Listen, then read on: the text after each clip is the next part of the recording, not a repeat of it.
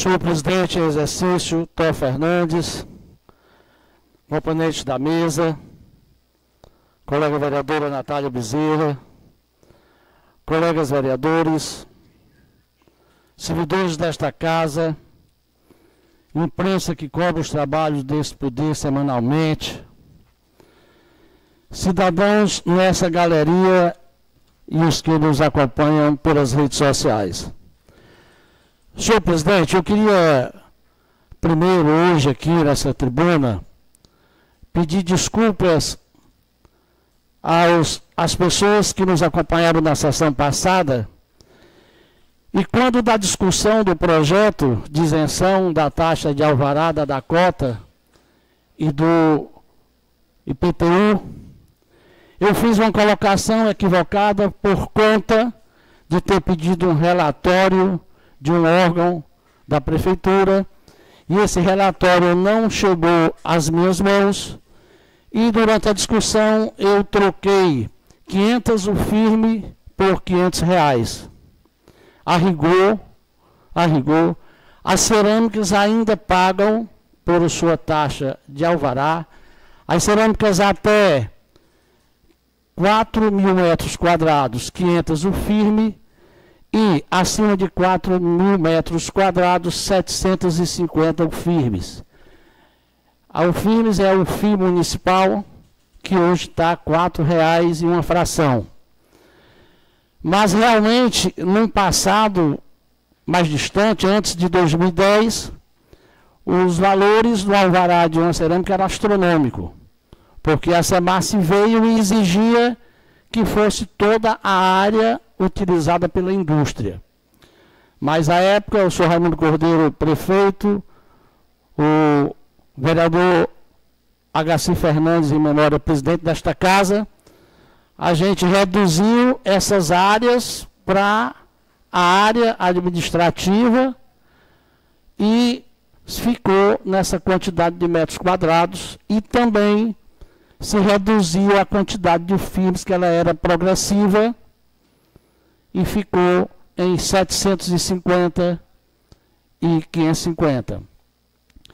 Quando foi em 2021, quando foi apreciado novamente essa isenção da cota, se reduziu para 500 o firme, né?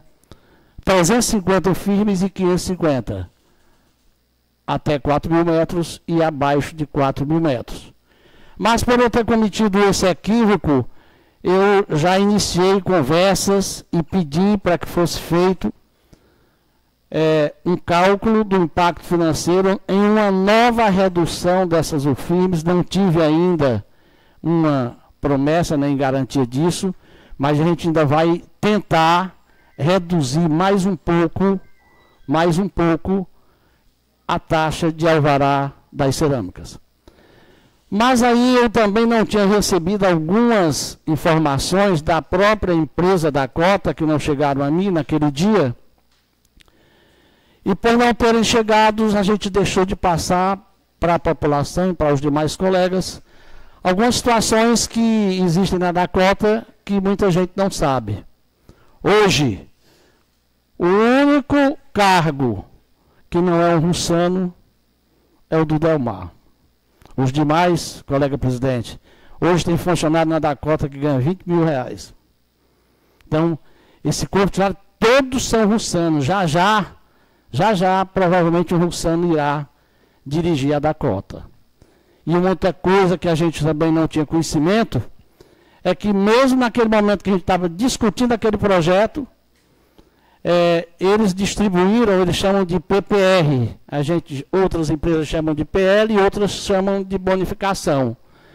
Mas foi rateado entre os funcionários da Dakota, que tem uma frequência mais assídua, pessoas que faltam muito, que têm muito atestado, eles não entram, não recebem essa bonificação, não são todos.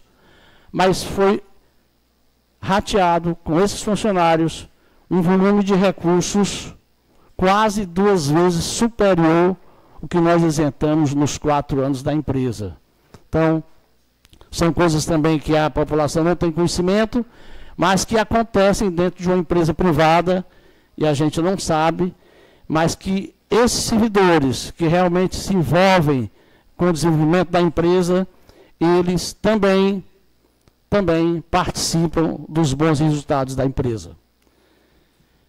Mas eu trazia aqui também hoje um tema que eu queria abordar, inclusive eu retirei um requerimento meu que ia tratar desse tema, e por também a gente ter tido conhecimento que nós teremos a presença de alguns servidores da Secretaria de Educação reivindicando umas pautas que, segundo eles, a gestão municipal não atende e que é previsão do PCCR da educação. Eu procurei ontem, durante o dia todo, me inteirar dessas situações que serão pautas desses servidores. E dentro dessas pautas, que são 4, dentro dessas pautas, elas já tiveram várias vezes com a gestão da educação, já tiveram com assessores da gestão da educação, já tiveram com a procuradora, já tiveram com o prefeito. Inclusive, elas têm respostas escritas sobre essas reivindicações, inclusive estão comigo, respostas que foram dadas às reivindicações desses servidores. Eles têm uma interpretação que a assessoria jurídica da Secretaria da Educação não tem, principalmente quanto à progressão acadêmica. No edital do concurso que esses servidores hoje foram aprovados e foram nomeados, o edital era muito claro e ele prevalece, mesmo depois do servidor nomeado, o edital prevalece. Quando ele fala na graduação e fala nos títulos, no momento da nomeação do servidor, aqueles títulos, eles servem para definir a classificação dele no resultado do concurso. Quando ele sair do estágio probatório, que são 3 anos, imediatamente ele vai para a ascensão lá dos títulos dele. Se ele é doutor, o que ele tiver de graduação, imediatamente ele vai sair da referência 1, vai lá para a referência, acho que 14, inicial, e depois ele vai ter a progressão não acadêmica, que é de 2 em 2 anos, a progressão vertical por tempo de serviço. Eles têm uma interpretação diferente, eles entendem que na hora dele ser nomeado, ele já era para ser nomeado com a graduação que ele tem e os títulos que ele tem. Aí o que eu sempre passei e passo, porque muitos me procuram, muitos professores me procuram, conversam comigo, eu disse, olha, essa discussão já está se estendendo muito, e eu aconselho a vocês a judicializar. Judicializar não é brigar com ninguém, não é discutir com ninguém. Ninguém vai ficar marcado junto à administração, à secretaria, porque reivindicou um direito que eles interpretam que tem, junto à justiça. E se eles têm, a justiça vai dar uma sentença e a secretaria vai ter que obedecer. Eu acho que eles têm que buscar logo, porque há muito tempo que se arrasta isso. Aí eles não vão à justiça. Eles têm a interpretação, têm parecer do advogado do sindicato, mas não buscam fazer com que o município cumpra o que eles entendem que o município não está cumprindo. Isso não é brigar com ninguém. Isso não é querer o que você acha que tem direito, você só vai ter, na hora que você judicializa, se a justiça entender que você tem. Então, isso é fácil de ser resolvido. Fácil demais. Tem outra pauta deles, que é a questão da gratificação, indenização de deslocamento. Nós fizemos um concurso para Russas. Aí a pessoa mora em Limoeiro, em Quixeré, em Jaguaruana, aí quer receber um deslocamento lá da outra cidade, ele não vem morar em Russas. E o PCCR diz que é do centro da cidade para uma localidade. Você está em Russas, mas você vai trabalhar nas Pedras, aí você vai receber o deslocamento por 20 e tantos quilômetros que você vai percorrer. É uma dúvida entre a gestão e o servidor? É que o servidor busque uma forma de que algum mediador diga, você tem que pagar ele, que ele vendilhou para russas. Se tiver uma sentença, se paga.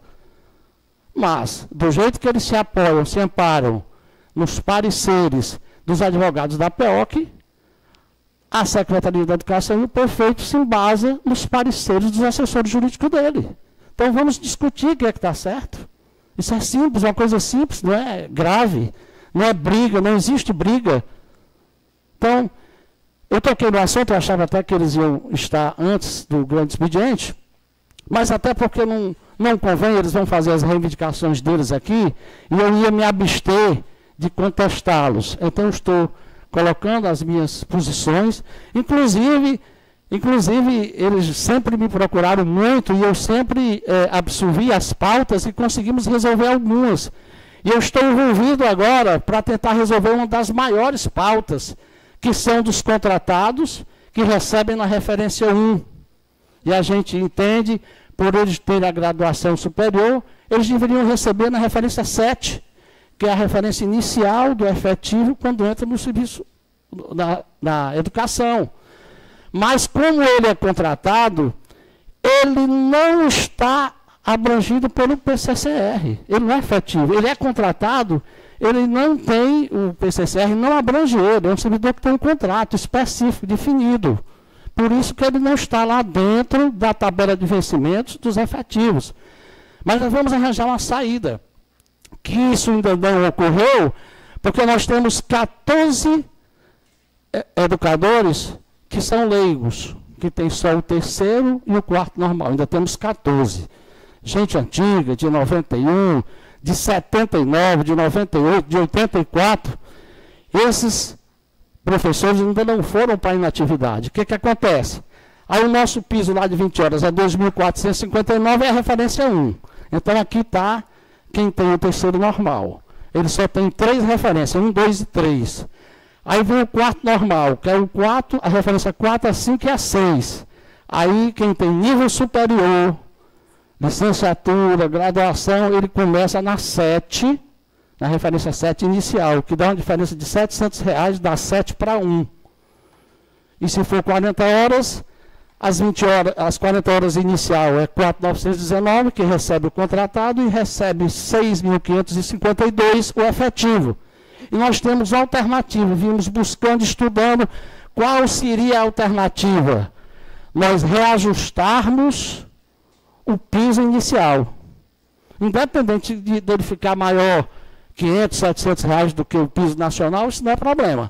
Mas se a gente reajustar a referência 1, que é o piso inicial, a gente vai poder atender esses servidores contratados, reajustando o piso. Aí vamos adequar a progressão vertical, os valores. Mas para atender esse grosso de professores contratados, para que eles recebam de acordo com a graduação deles, a formação deles de nível superior, nós só vamos resolver se nós reajustarmos o piso base. Isso não quer dizer que a gente vai dar aumento a todos, mas o piso inicial do município sair de 2.459, um exemplo, ele pega e sai para 2.887, R$3.100, seria o início para ele receber também no valor que seria o valor do professor com licenciatura. Então, a gente está envolvido no tema, não temos nada contra as reivindicações de servidores.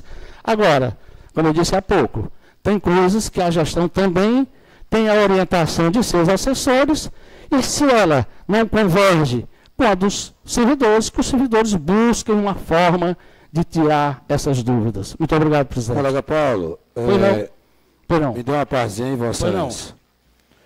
Colega Paulo, só na sua primeira fala, quando você fala da Dakota, novamente eu volto a frisar. Realmente, tem funcionários lá que ganham R$20 mil. Eu fui um que pedi a fala quando Vossa Excelência estava falando. Realmente, quem está satisfeito com esse salário, realmente são aquelas pessoas do RH, são aquelas pessoas que estão gerenciando, né, ali junto com o Delmar, E concordo com Vossa Excelência quando Vossa Excelência fala, né, que o Delmar é o único funcionário e o restante todos são aqui de Russas, do município e das localidades vizinhas. Mas a questão que eu falo aqui, a indignação dos funcionários, mais de 100 funcionários ligaram para mim, é a insatisfação dos funcionários da linha de produção. Esses funcionários, uma coisa que eu acho muito errada, a gente está discutindo aqui, é uma empresa privada, mas eu quero dizer para Vossa Excelência, um funcionário, se ele entrar lá, ele tem 3 meses de fiscalização. E se ele for acidentado, ele não volta mais a trabalhar naquela empresa. Se ele botar um atestado, ele não volta mais a trabalhar naquela empresa. E o funcionário, se ele trabalhar, eu repito novamente, ele não tem direito a hora extra. É banco de hora. E quem escolhe o dia que ele vai folgar o banco de hora dele é a própria empresa. Então, é nessa parte aí que eu vejo que o funcionário da Dakota, então não tem vez. Então, eu, como parlamentar dessa casa aqui, eu irei defender a classe dos funcionários da Dakota. Agora, quem está lá dentro ganhando 20 mil reais, claro que eles estão satisfeitos, alegres, mas quem é um pai de família, que muitas vezes precisa alimentar o seu filho, precisa pagar um papel de energia, que não recebe nem um salário inteiro, porque eu fui funcionário da Dakota em 2003, perdão. E eu sei o tamanho da dificuldade que eu senti ali. Certo? É só essa minha colocação. Muito obrigado. Eu agradeço a participação de Vossa Excelência, colega Alisson. Só quero frisar um detalhe. Que quem ganha 20, 18, 15, 12, 10, 8, 7, 6, 5, tem um monte de gente e eles começaram no chão da fábrica. Na linha de produção também tem pessoas bem remuneradas que estão acompanhando aquelas pessoas que estão diretamente produzindo o sapato, né?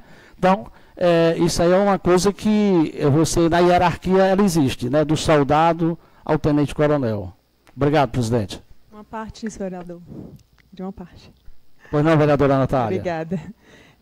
Paulo, eu achei super válido e justo até quando vi o seu requerimento, né, em questão dos contratados, algo que a gente já vinha comentando aqui, o próprio vereador, como o vereador João Paulo. E, assim, a gente sabe da necessidade, da urgência que tem isso, até porque esses profissionais dedicam o mesmo esforço, a mesma dedicação dos efetivos, e acabam tendo que dar o mesmo resultado, mais do que é justo que eles fossem remunerados. A gente vê aí, tem profissionais que têm uma diferença de R$ 1.000 do contratado para o efetivo, mesmo ele estando na mesma, né, na mesma função, na mesma titulação, vou dizer assim, né? Então, assim, acho mais do que justo que realmente esse requerimento venha para essa casa para a gente ser apreciado. Obrigado, vereadora. Paulo, queria uma parte também. Não, Alexandre.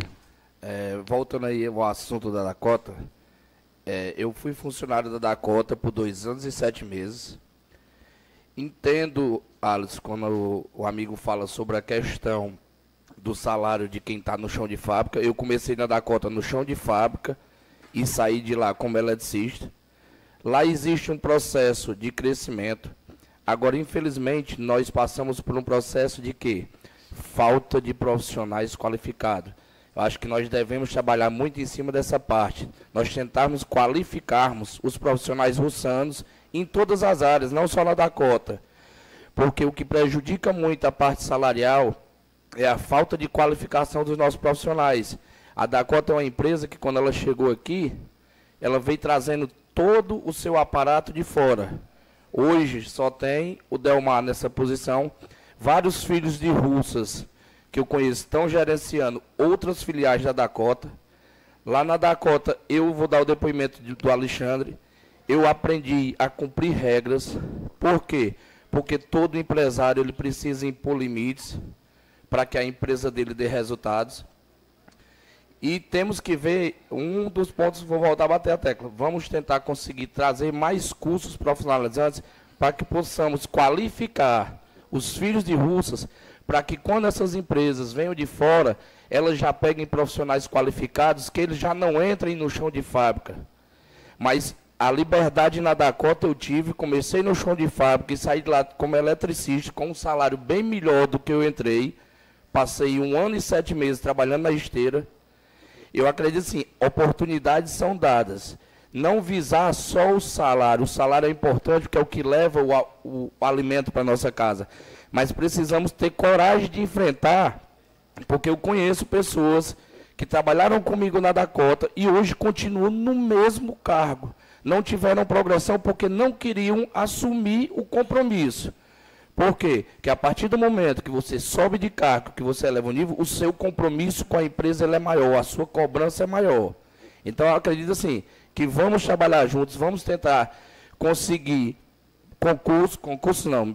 cursos que possamos melhorar a qualidade dos nossos profissionais, para que quando chegarem mais empresas aqui, nós tenhamos profissionais qualificados, não seja preciso trazer profissionais de fora. Obrigado.